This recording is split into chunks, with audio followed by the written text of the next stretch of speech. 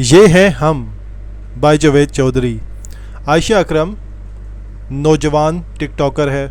لاہور مینار پاکستان پر 14 اگست کو اس کے ساتھ ایک انتہائی شرمناک واقعہ پیش آیا۔ یہ مینار پاکستان پر ویڈیو بنا رہی تھی۔ گراؤنڈ میں موجود نوجوان اکٹھے ہوئے، جنگلہ پھلانگ کر اندر آئے اور خاتون پر حملہ کر دیا۔ یہ اسے اٹھا کر بھی پھرتے رہے، ہوا میں بھی اچھالتے رہے اور اس کے کپڑے بھی پھاڑ دیے۔ یہ واقعہ کہاں پیش آیا؟ یہ مینار پاکستان یعنی پاکستان کی علامت پر پیش آیا۔ اور کب آیا؟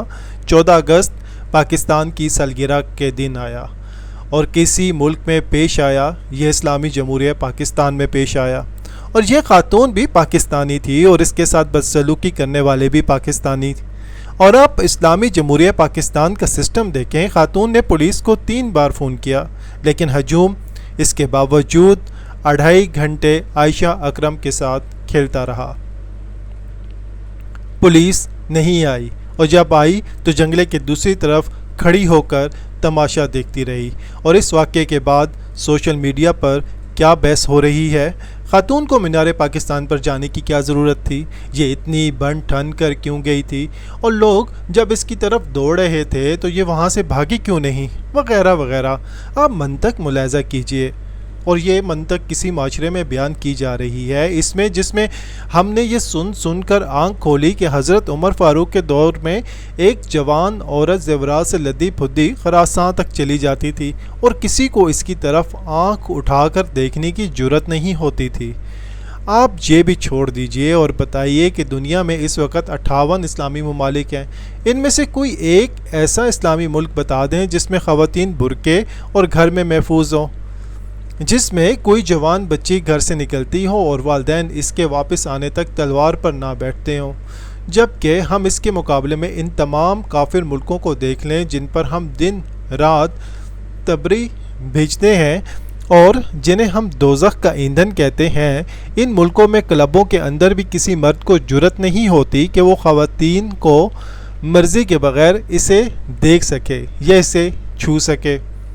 خاوند بھی اپنی بیوی کی مرضی کے بغیر اسے ہاتھ نہیں لگا سکتا۔ آپ کو شاید یہ جان کر بھی حیرت ہوگی کہ ہم مسلمان دنیا کی واحد قوم ہیں جن کی مقدس ترین عبادت گاہ خانہ کعبہ میں بھی عبادت کے لیے بھی عورت محرم کے بغیر نہیں جا سکتی۔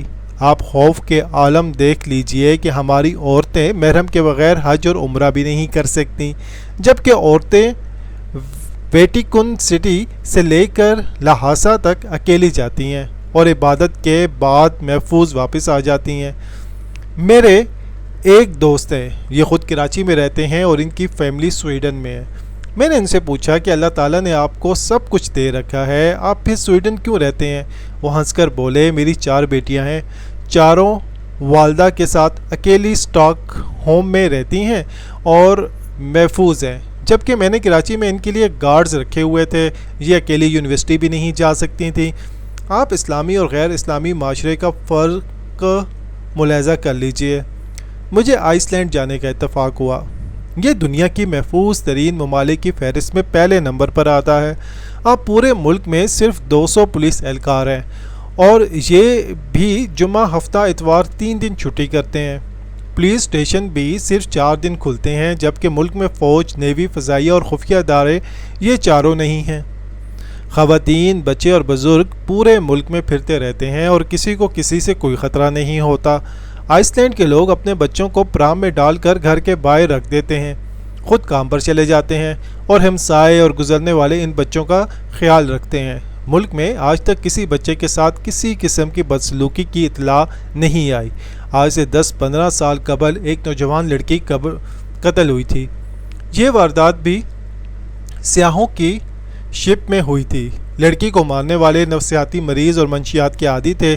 پولیس نے انہیں بھی گرفتار کر لیا تھا، جبکہ اسلامی ممالک میں خواتین برقعے، نقاب اور چار دیواری کے باوجود محفوظ نہیں ہیں۔ یہ کیا ہے اور یہ کیوں ہے؟ کیا اس کا تعلق صرف قانون اور انصاف سے ہے؟ جی نہیں۔ اگر صرف جسٹس یا قانون کی حکم اہم ہوتی تو سعودی عرب اور ایران کی خواتین پوری دنیا میں محفوظ ترین سمجھی جاتی اور آئس لینڈ، سویڈن، ڈنمارک اور ناروے کے 90% خواتین کے ساتھ مینار پاکستان جیسے واقعات پیش آ چکے ہوتے۔ آئس لینڈ کی خواتین کے لیے انتہائی غیر محفوظ ملک بھی ہونا چاہیے تھا۔ کیوں؟ کیونکہ وہاں خفیہ ادارے ہیں، نہ ہی نیوی، ایئر فورس اور فوج اور پولیس بھی 3 دن چھٹی کرتے ہیں، جبکہ خواتین انتہائی مختصر لباس میں دن ہو یا رات کھلے عام پھرتی رہتی ہیں۔ ہم نے کبھی سوچا عورت وہاں کیوں محفوظ ہے، اور ہماری عورتیں مقدس مقامات میں بھی محرم کے بغیر کیوں نہیں جا سکتی؟ یہ گھروں میں بھی کیوں محفوظ نہیں؟ فرق صرف مائنڈ سیٹ کا ہے، اور اس مائنڈ سیٹ کا کسی قانون اور کسی ضابطے سے کوئی تعلق نہیں۔ اگر ہوتا تو خواتین کے بارے میں جتنے سخت ضابطے اور قوانین اسلام نے متعارف کرائے، یورپ ان کے بارے میں سوچ بھی نہیں سکتا۔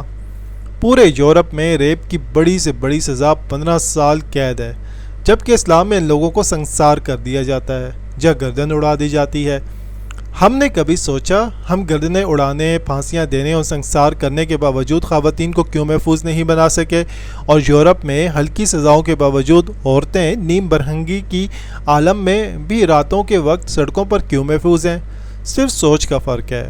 ہم مسلمانوں نے آج تک عورت کو جنسی استعارے سے بہتر مقام نہیں دیا، جبکہ یورپ میں عورت انسان ہے، ہم مردوں کے برابر انسان۔ آپ المیہ دیکھیے، ملالہ یوسفزئی نوبل انعام کے بعد بھی پاکستان نہیں آ سکتی، جبکہ یورپ نے اس مسلمان لڑکی کو نوبل انعام بھی دیا اور یہ اسے اعلیٰ تعلیم بھی دے رہا ہے اور اسے سیکیورٹی اور عزت بھی۔ یہ فرق ہوتا ہے ایک مہذب اور محفوظ اور غیر محفوظ اور غیر مہذب معاشرے میں۔ مجھے ایک بار ایک جرمن خاتون صحافی نے بتایا تھا کہ پاکستان خواتین کے لیے غیر محفوظ ملک ہے۔ میں نے وجہ پوچھی تو اس کا جواب تھا پاکستان کی 52% آبادی خواتین پر مشتمل ہے، لیکن اس کا 10% بھی سڑکوں پر دکھائی نہیں دیتا۔ کیوں؟ کیونکہ پاکستانی عورتیں گھروں سے باہر نکلتے ہوئے ڈرتی ہیں۔ آپ کے مقابلے میں بنگلہ دیش، سری لنکا، بھارت کی خواتین زیادہ محفوظ ہیں۔ چنانچہ آپ ان تینوں ملکوں میں جا کر دیکھ لیں، آپ کو صبح اور شام کروڑوں عورتیں سڑکوں پر دکھائی دیں گی۔ میں نے اس کی بات سے اتفاق نہیں کیا تھا، لیکن میں آج تسلیم کرتا ہوں کہ میری رائے غلط تھی۔ معاشرہ عورت سے پہچانا جاتا ہے۔ عورت اگر بے خوف ہے تو معاشرہ ترقی کرے گا، ورنہ یہ تباہ ہو جائے گا۔ آپ کو اگر یقین نہ آئے تو آپ افغانستان کو دیکھ لیجئے۔ طالبان کے پہلے دور میں خواتین ڈر سہم کے گھروں میں محبوس ہو گئی تھیں، کیا نتیجہ نکلا؟ اور دوسری طرف 2001 سے 2021 تک افغان خواتین خود کو محفوظ سمجھتی تھیں، اسکولوں، یونیورسٹیوں، دفتروں اور مارکیٹوں میں دکھائی دیتی تھیں۔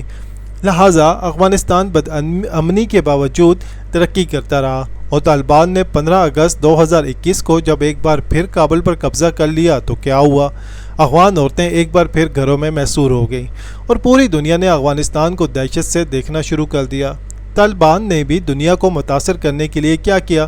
طالبان میڈیا ٹیم کا ممبر مولوی عبدالحق حماد خاتون کے شو میں شریک ہو گیا، اور ترجمان ذبی اللہ مجاہد نے پہلی میڈیا ٹاک میں اعلان کیا کہ ہم خواتین کو گھروں تک محدود نہیں رکھیں گے، یہ دفتروں، تعلیمی اداروں میں بلا روک ٹوک آئیں، اور دنیا نے یہ سن کر سکھ کا سانس لیا۔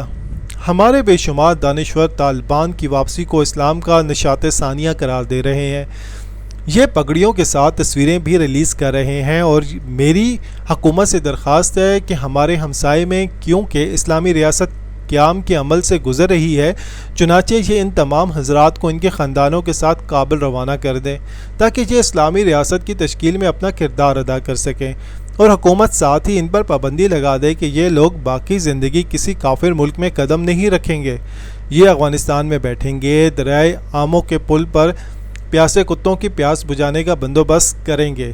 یہ لوگ بھی کیا لوگ ہیں؟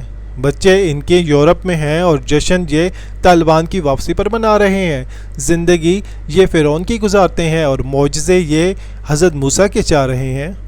ہمیں بہرحال آنکھیں کھولنی ہوں گی، ہمیں یہ حقیقت ماننا ہوگی کہ اسلام صرف داڑھی، برقعے اور نماز کا نام نہیں، یہ معاشرتی تبدیلی کا نام ہے، اور ہم لوگ نمازوں، برقعوں اور داڑھیوں کے باوجود غیر اسلامی زندگی گزار رہے ہیں۔ ہماری حالت یہ ہے کہ 14 اگست کو ٹک ٹاکر عائشہ اکرم کو ذلیل کرنے والوں میں آدھے نوجوان مکروہ حرکت کے بعد نماز کے لیے بادشاہی مسجد گئے تھے۔ ہم لوگ نماز چھوڑتے ہیں، اور نہ ہی کسی عورت کو، اور نہ ہی کسی کی املاک کو، اور یہ ہیں ہم۔ فرات پر پیاسے کتے بھی گنتے ہیں، اور ساتھ ہی ہمارے ہاتھ، آنکھ اور زبان سے کوئی خاتون محفوظ نہیں۔ اللہ ہی ہم پر رحم کرے۔